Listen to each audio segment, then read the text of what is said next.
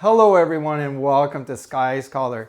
Today we continue with our analysis of the microwave background with a special focus on the third law of thermodynamics. You may wonder why the third law has anything to do with anisotropy maps. I can assure you that it has a great deal of bearing.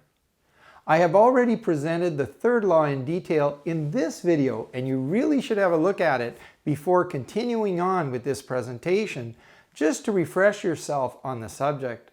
On the surface, the third law states that absolute zero exists.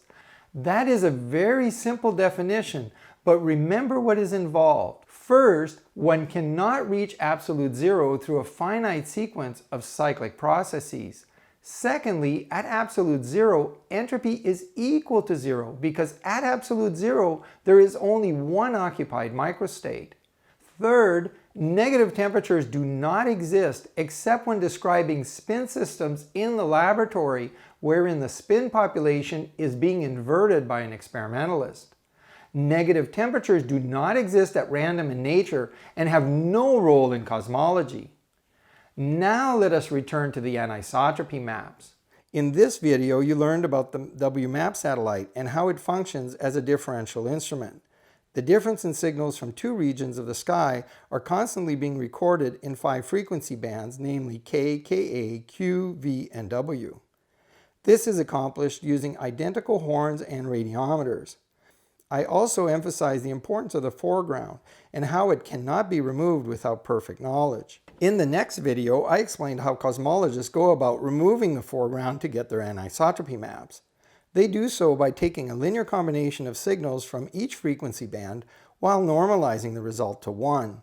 In this way, they attempt to null the contribution from the galaxy while preserving the weak anisotropy. The same approach was taken for region 0, that region which covers most of the sky. In both instances, signals from various bands are either added together or subtracted. As a brief review, in processing region 0 in the third year anisotropy maps, the WMAP team first multiplies the K-band result by 0.1559, the Ka band by minus 0.8880, the Q band by 0.0297, V band by 2.0446, and W band by minus 0.3423. All that is then summed together, and you can see that the coefficients will then sum to 1. But when they make the values for the Ka and W bands negative, they have unknowingly violated the third law of thermodynamics. As a result, all the anisotropy maps, irrespective of the satellite used to generate them, whether WMAP, Planck, or any other satellite, violates the laws of thermodynamics and are therefore invalid. Let us now use specific examples to help make everything crystal clear. You can label the sides of the WMAP instrument as A and B for this exercise. Let us assume that channel A gets a signal of 100 while channel B gets a signal of only 99. If you take the difference between A and B, you can get either 1 or minus 1 depending on whether you subtract B from A or A from B. Either answer is valid because we are trying to measure the absolute differences in the sky. In subtracting A from B, we are not implying that the sky, in this case, has a negative temperature. However, and this is critical, when we multiply A band to make it negative in processing region 0 for the anisotropy map, we are now imposing negative temperatures on the sky. How does this happen? Well, in order to respect thermodynamics, when we take a difference between the channels A and B, we must always do it in the same way. You can choose either to subtract A from B or B from A, but whatever method you choose must be consistently applied for each frequency band. Otherwise, you create negative temperatures in some bands. For example, let us assume that for each band we will subtract either channel A from channel B or vice versa, but in each case we will do so in the same way for all bands. We will also assume that when the satellite is at a given orientation in the sky, channel A in each band has an intensity of 100. Conversely, channel B in each band has an intensity of 99. Now let us be clear. These intensities of 199 are not just numbers. They represent temperature, namely brightness temperatures in the sky. That is why the laws of thermodynamics come into the problem, because temperature is involved at a fundamental level. Now let us create these two tables.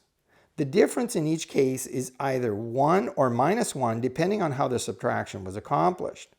Let us then apply the coefficients for region 0, multiplying each line by its proper coefficient. We get these numbers. Now for the Ka and W bands, let us make the values negative, as required by the linear combination for region 0. We do so by multiplying each side of those equations by -1. What has just happened? We can see that the sum of these columns, when the absolute value is taken, gives us a normalization to 1. But for the Ka and W bands, we have just created a negative signal intensity on both sides of the sky, and this occurs irrespective of how the channels were subtracted. But since signal intensity represents temperature, that negative signal intensity now represents negative temperature.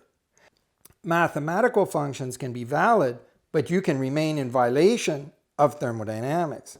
The sky cannot have a negative signal intensity in one band while being positive in another. You can, of course, do so mathematically, but when you do, you impose a non-physical behavior on the sky. Negative temperatures do not exist. As a result, when a cosmologist multiplies any intensity for a frequency band by a negative number, they are physically imposing negative temperatures on the sky. Such negative temperatures do not exist in nature, and any data processing which creates negative temperatures stands in violation of the third law of thermodynamics. Therefore, the anisotropy maps have no physical meaning whatsoever. They were created by violating thermodynamic principles and consequently fall outside the realm of accepted physics.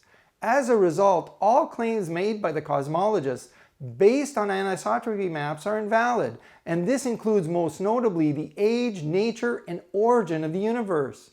This analysis serves once again to demonstrate that cosmology is not science. Well, that is all for now. If you enjoyed the video today, promote the channel. Mention the video to your local astronomy club, support me with a like, and subscribe for more videos as we look more closely at the sun, the stars, and beyond. Comments are always welcome down below, and I'll see you soon on our next video.